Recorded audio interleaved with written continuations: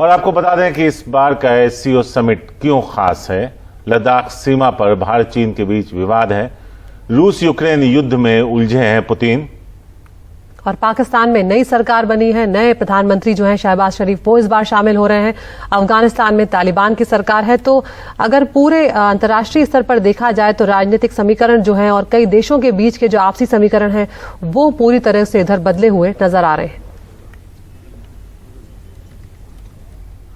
हमारे सहयोगी उमाशंकर सिंह इस वक्त हमारे साथ मौजूद हैं, सीधे उनके पास चलते हैं।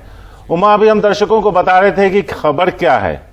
हम आपसे जानना चाहते हैं कि उम्मीदें क्या है।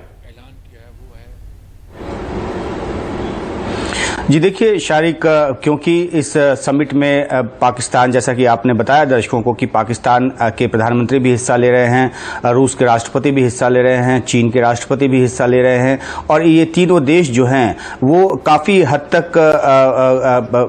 इनके साथ हमारे संबंध काफ़ी हद तक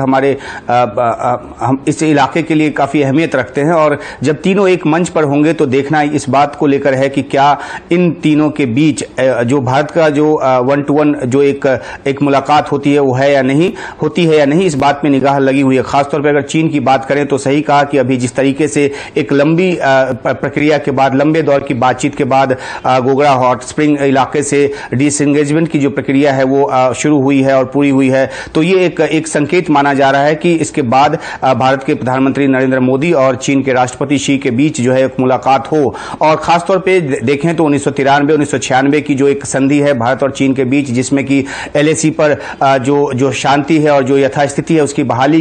का एक समझौता है, उसके बावजूद इस तरह का जो कदम चीन की तरफ से उठाया गया वो भारतीय इलाके में घुस आया। तो इस तरह की जो घटना है वो दोबारा ना हो, खासतौर पे जो अप्रैल 2020 में जिस तरह से अतिक्रमण किया चीन ने, तो इस सिलसिले में अगर द्विपक्षीय मुलाकात होती है तो ये मुद्दा एक अहम मुद्दा होगा। बाकी इसके अलावा क्योंकि संघाई जो कोऑपरेशन ऑर्गेनाइजेशन है, आर्थिक मुद्दों पर जो इलाकाई देश हैं, जो सेंट्रल एशिया के देश हैं, उनके साथ एक समन्वय, एक सहमति के साथ तरक्की करने की दिशा में इसका लक्ष्य है। तो ये देखना है कि क्या ये द्विपक्षीय बातचीत होती है। इसके अलावा रूस के साथ संबंध जो है वो जगजाहिर है। इस मौके पर भी भारत जो है वो रूस के साथ तेल वहां से ले रहा है, रियायती दर पे रूस जो है वो भारत को तेल ऑफर भी कर चुका है, आगे भी और रियायत देने की ऑफर कर रहा है। तो जो रूस और यूक्रेन का युद्ध चल रहा है उसमें भारत ने अब तक एक तटस्थ की भूमिका निभाई है। भारत के प्रधानमंत्री नरेंद्र मोदी की यूक्रेन के राष्ट्रपति के साथ साथ चीन के माफ कीजिएगा रूस के राष्ट्रपति के साथ भी कई दौर की फोन पे बातचीत हुई, और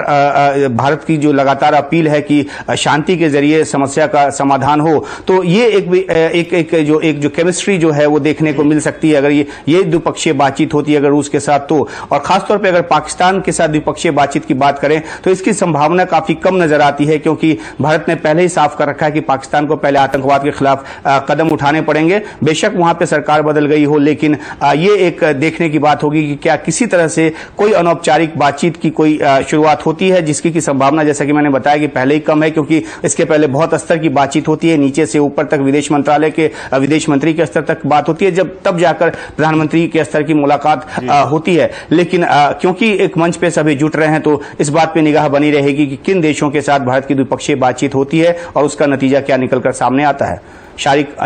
शुक्रिया उमा इस पूरी बातचीत के लिए।